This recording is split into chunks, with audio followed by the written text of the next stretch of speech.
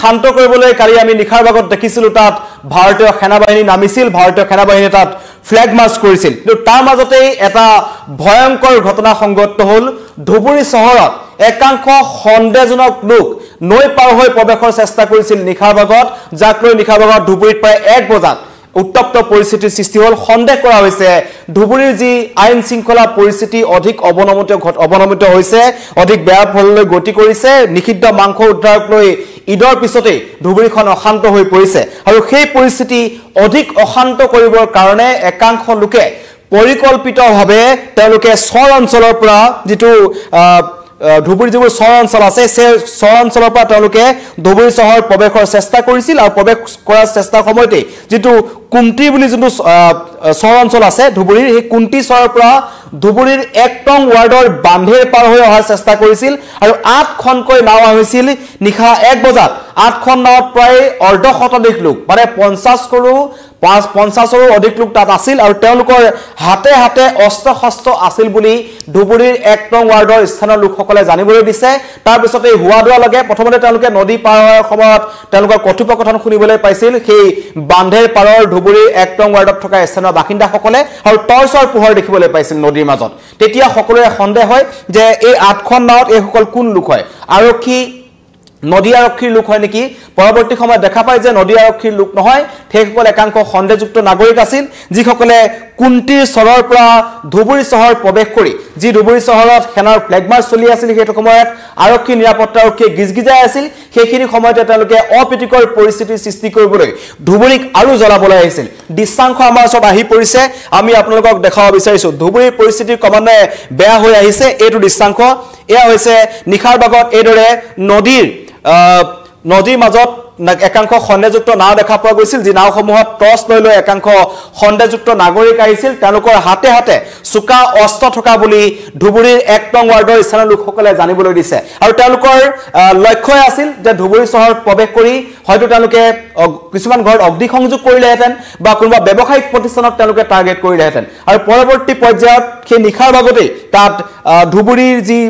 থানাৰ যি ভাৰপ্ৰাপ্ত আৰক্ষী বিষয়া আছে তেওঁৰ নেতৃত্বত আৰক্ষী দল এটা গৈ উপস্থিত হয় আৰু আৰক্ষী যোৱাৰ লগে লগে এই দলটোৱে তাৰ পৰা পলায়ন কৰিলে এই 8খন নাও তাত এৰি প্ৰায় 50 জনকৈ লোকে তাৰ পৰা পলায়ন কৰিছে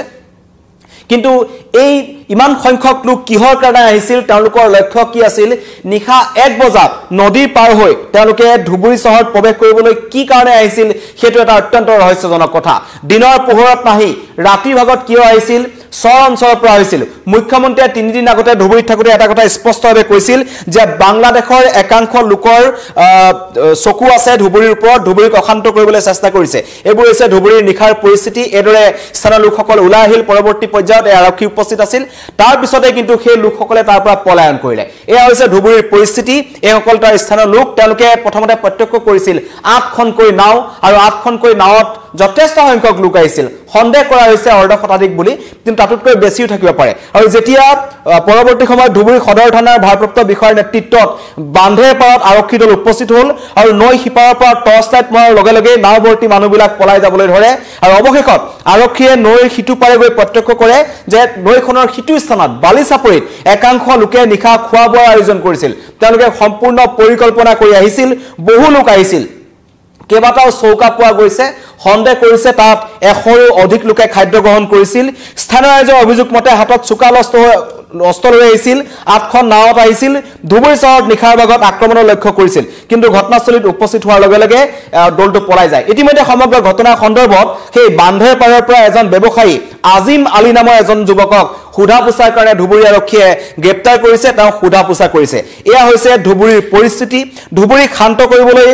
মুখ্যমন্ত্ৰীয়ে যিমান পাৰে সিমান চেষ্টা কৰিছে আৰু মুখ্যমন্ত্ৰীয়ে এটা কথা কৈছিল যে শুট এণ্ড সাইটৰ নিৰ্দেশ দিছিল ধুবুৰীত দুৰ্বৃত্তক দেখা মাত্ৰকে গুলিওৱাৰ নিৰ্দেশ প্ৰদান কৰিছিল মুখ্যমন্ত্ৰী আৰু সেই নিৰ্দেশনা জাৰি হৈ আছে কিন্তু তাৰ মাজতো একাংশৰ এই উদ্ভণ্ডালি কমা নাই তেওঁলোকে ধুবুৰীখনক অশান্ত কৰাৰ যি চেষ্টা তেওঁলোকে চলাই আছে আৰু তাৰ মাজতে কালি এটা ভয়ংকৰ ঘটনা যিটো চৰ অঞ্চলসমূহৰ কথা কৈছো ধুবুৰীৰ চৰ অঞ্চলসমূহত আগৰে পৰা একাংশ সন্দেহজনক লোক তাত আছে বুলি ইতিমধ্যে স্পষ্ট হৈছে কাৰণ বিগত 3টা দিনত ঈদৰ পিছত নিষিদ্ধ মাংস হনুমান মন্দিৰত উদ্ধাৰ হৈছিল তাৰ পিছত যিসকল লোকে আৰক্ষীলৈ শিলগুটি নিক্ষেপ কৰিছিল আৰক্ষীৰ সৈতে ফেফেৰি পাতি লাগিবলৈ আহিছিল সেইসকল লোকক যেতিয়া আমি কিছুমান দৃশ্যাংশ দেখুৱাইছিলো তাৰ স্থানৰ ৰাইজো আচৰিত হৈছে ধুবুৰীৰ স্থানীয় বাসিন্দা সকলো আচৰিত হৈছে তেওঁলোকৰ মতে সেইসকল ধুবুৰীৰ স্থানীয় বাসিন্দা নহয় তেওঁলোক অন্য প্ৰান্তৰ পৰা অহা লোক কৰ পৰা আহিছে সেইসকল হয়তো বাংলাদেশৰ পৰা আহিছে আৰু বাংলাদেশৰ মৌলবাদী শক্তিৰ চকু দীৰ্ঘদিনৰ পৰা ধুবুৰীৰ ওপৰত আছে ধুবুৰীখনক অশান্ত কৰাৰ চেষ্টা কৰি থকা হৈছে তাৰ মাজতে ধুবুৰীক শান্ত কৰিবলৈ ভাৰতীয় সেনাক তাত টহল দিয়া হৈছিল ৰেপিড একশ্যন ফ'ৰ্চ ইতিমধ্যে তাত দিয়া হৈছে আৰু লগতে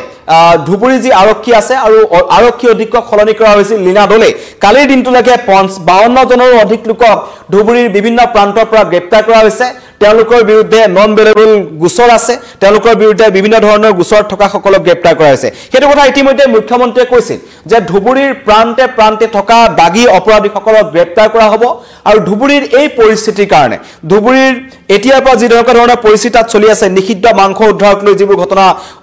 চলি আছে একাংশই আৰক্ষীক আক্ৰমণ কৰিবলৈ উদ্যত হৈছে সেইসকল লোকক শীঘ্ৰেই চিনাক্ত কৰা হ'ব কিন্তু তাৰ মাজতেই মুখ্যমন্ত্ৰীয়ে যি সন্দেহ কৰিছিল যে ধুবুৰীত মৌলবাদী শক্তি কাৰণ কালিৰ দিনটোত কুন্তিৰ চৰৰ পৰা কুন্তি বুলি যোনটো চৰ আছে সেই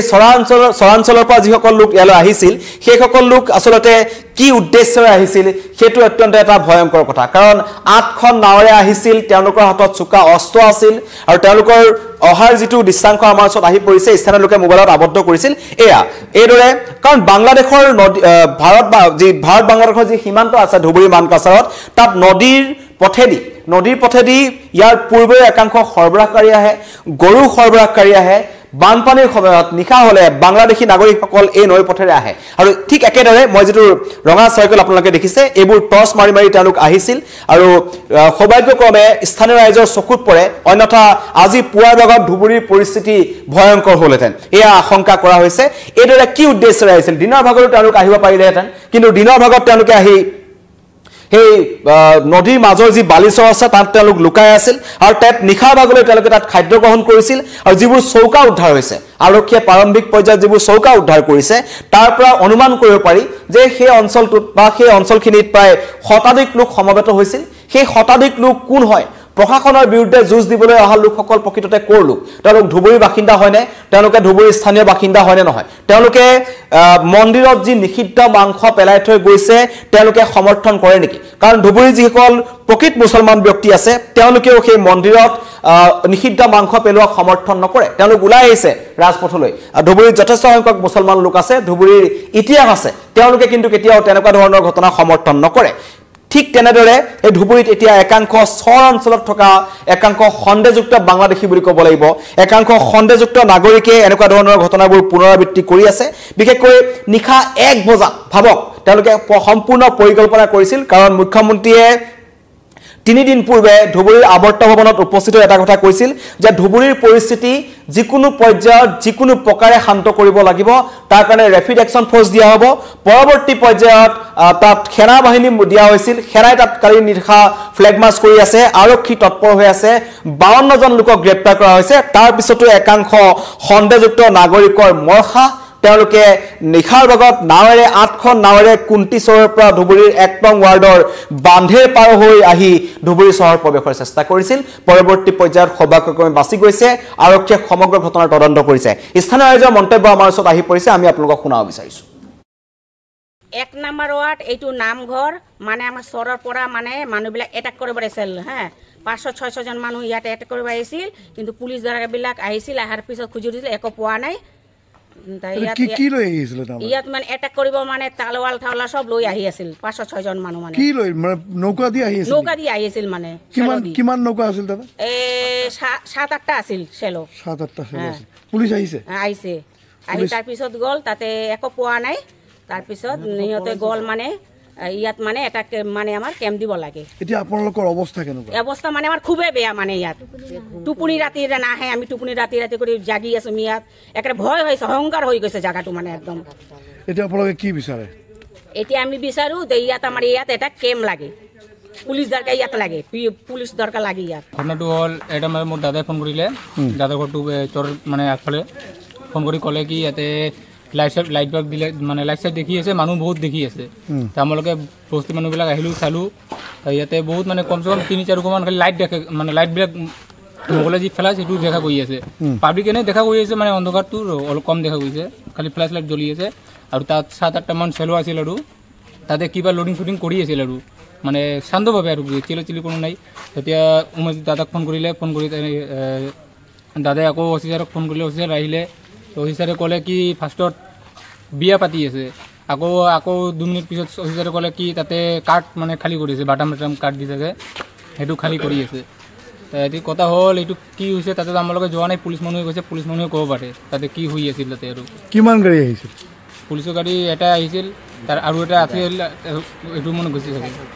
আমালোকে ওলোৱা নাই পুলিচৰ গাড়ী আপোনালোকৰ ভয় লাগি আছে তাৰমানে ভয়তো লাগি যেটো মোৰ বডিটো কাপি আছে কিয় না কিবা হ'ব আৰু ভয়তো লাগিব না যেনেকৈ ইয়াতে কোনো পুলিচ নাই এটা দুটা পুলিচ দিলে ভালে হ'ল ক'ৰ পৰা আহিছিল তেওঁলোক ইয়াতে এইটো কি কুণ্টিশ্বৰ সেইটো কুণ্টিশ্বৰ কিমান মানুহ আছিলে তাতে মানুহ কমান 400মান হ'ব আৰু তোমালোকে ভাবিছা নেকি তেওঁলোকে এটাক কৰিব আহিছে বুলি চিৰিয়াছলি ইমান আজি যদি 1টা বাজি যদি ইয়াতে ইমান ফ্লাছ লাইট জ্বলি আছে আৰু কোনো চহৰ নাই নৌকা মানে স্পষ্ট দেখা গৈ আছে আৰু যে ৰাতি এটাতো কোনো বিয়া থাকিলে বিয়া যদি থাকিল হয় তা কিবা বক্স বাজিল হয় কোনো লাইটৰো বেছি থাকিল হয় তাতে কোনো লাইট চাইট মানে খালি মোবাইলৰ লাইট জ্বলি আছে আৰু ইয়াতে চেলত গৈ আছে ওলাই আছে